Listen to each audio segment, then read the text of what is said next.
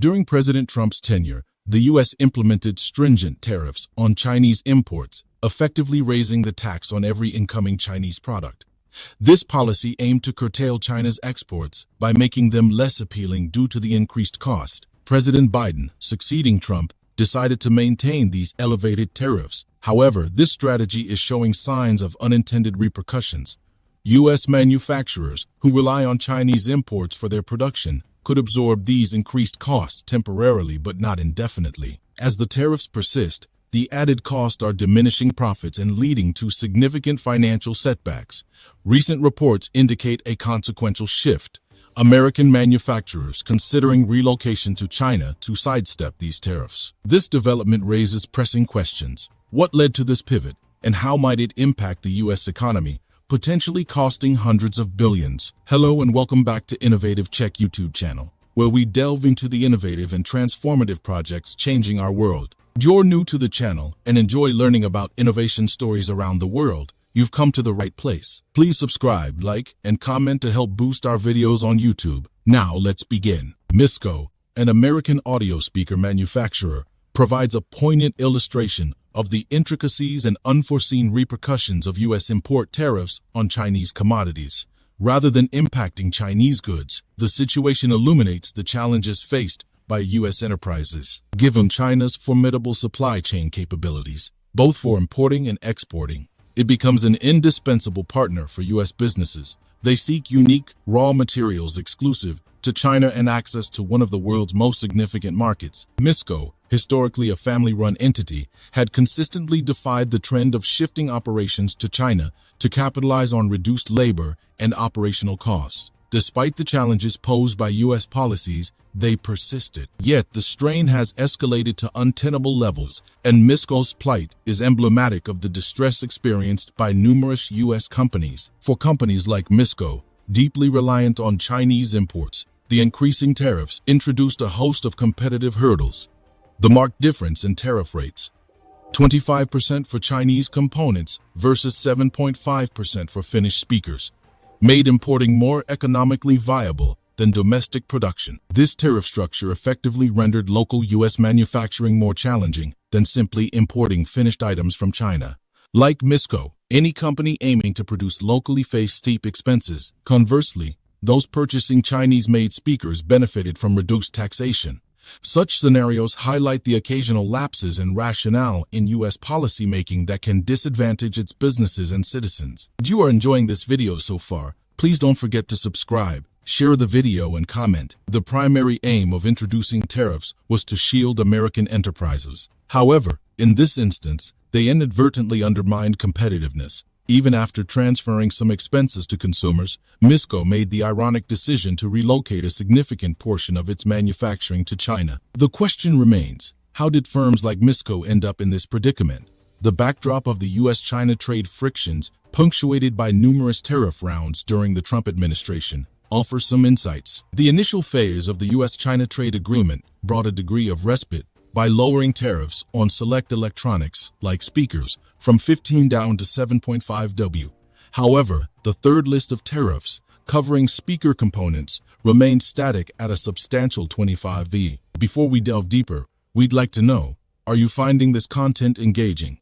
If so, we'd appreciate your support through likes, shares, and subscribing to our channel, where we shed light on China's ongoing growth, authority, and global impact. The Trump administration implemented steep tariffs on a range of Chinese commodities, with rates soaring up to 25%, affecting goods valued at hundreds of billions of dollars. While the objective might have been to exert pressure on Chinese goods, U.S. policymakers seemingly overlooked the repercussions that these hefty duties would eventually burden U.S. businesses importing Chinese items, as well as American consumers. Upon taking office, Joe Biden largely retained the tariffs set by the Trump administration, intensifying the existing complications. From May of the prior year, the U.S. Trade Representative's Office embarked on an in-depth analysis of the tariffs' relevance and consequences. Set to wrap up by fall, this study aims to assess the ramifications of these duties across different sectors of the American economy. Yet, there's an underlying sentiment suggesting a reluctance to recognize the struggles of U.S. manufacturers. The focal point of this exhaustive assessment becomes ambiguous when considering the challenges U.S. enterprises face. with many contemplating relocation. In 2019, over 50 firms relocated overseas, largely attributed to the fact that a significant 66.4% of U.S. imports from China came under steep tariffs, with the majority being utilized for domestic production. This scenario prompted the U.S. Senate Finance Committee to intervene in July, seeking clarity on the aggressive tariff strategy in place. However, in a response from U.S. Trade Representative Katherine Tai's office, it was articulated that the prevailing tariff framework was strategically aligned to support various segments of the U.S. economy and to bolster domestic manufacturing. Two interpretations arise from this response. The U.S. Trade Representative might perceive the Senate committee as being uninformed about the actual situation, or they believe U.S. manufacturers are providing misleading information. However, a silver lining exists for U.S. manufacturers. Certain products have been removed from the tariff list, which led the Americans for Free Trade, a coalition of 170 trade groups, to advocate for the ongoing preservation of these exclusions set in 2018. The coalition is composed of a diverse group of stakeholders such as manufacturers, farmers, retailers, and tech firms, among others. Their collective plea to the U.S. government emphasizes the removal of tariffs on Chinese goods that have direct applications in domestic production, highlighted in their open letter to the U.S. Trade Representative. Dated July 27, they underscore the substantial financial burden placed on American importers due to these tariffs, a staggering cost surpassing $183 billion in the last 5 years. The coalition contends that the US's 11th-hour verdicts on exclusions have hampered the administration's initiatives to fortify supply chain stability. They further spotlight the persistent hurdles confronting American families, employees, and enterprises, arguing for the abolition of steep tariffs. Presently, the U.S. manufacturing realm grapples with pronounced challenges, casting shadows over arguments in favor of amplifying domestic production. Insights from the Institute for Supply Management, a renowned nonprofit in the industry, portray a disconcerting scenario.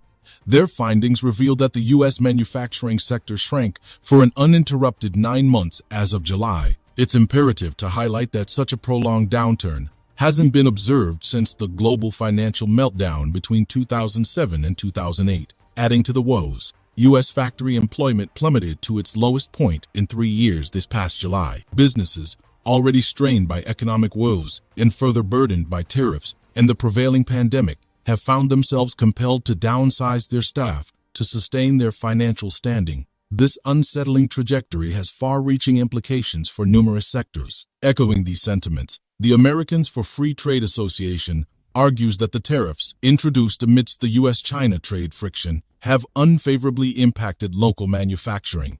The trials faced by entities such as MISCO, penalized for domestic production owing to these tariffs, stand as testament to this. The coalition underscored the plight of an IT firm weighed down by tariffs on components categorized in Lists 3 and 4A.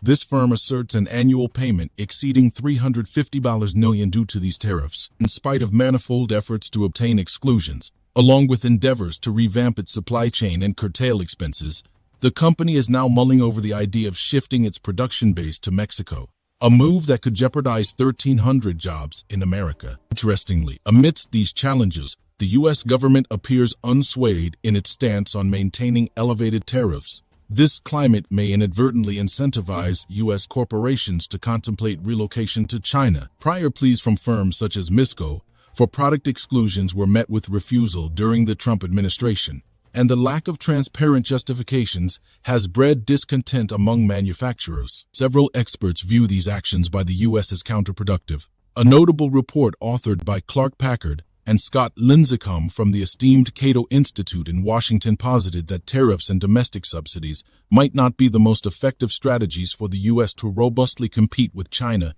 in today's age. An assessment by Moody's Analytics indicates that the U.S. China trade conflict led to the disappearance of an estimated 300,000 American jobs. Furthermore, research conducted by the New York Federal Reserve posits that these tariffs caused firms to see a decline in market capitalization amounting to roughly $1.7 trillion, attributed to decelerated investments. Thank you for your attention, and I welcome your thoughts and questions on this complex and vital subject. Do you want to watch more videos like this one? If yes, please like and share the video and subscribe to get exclusive videos about how phenomenally China is developing and growing its influence. Your subscriptions and likes motivate us to generate more content.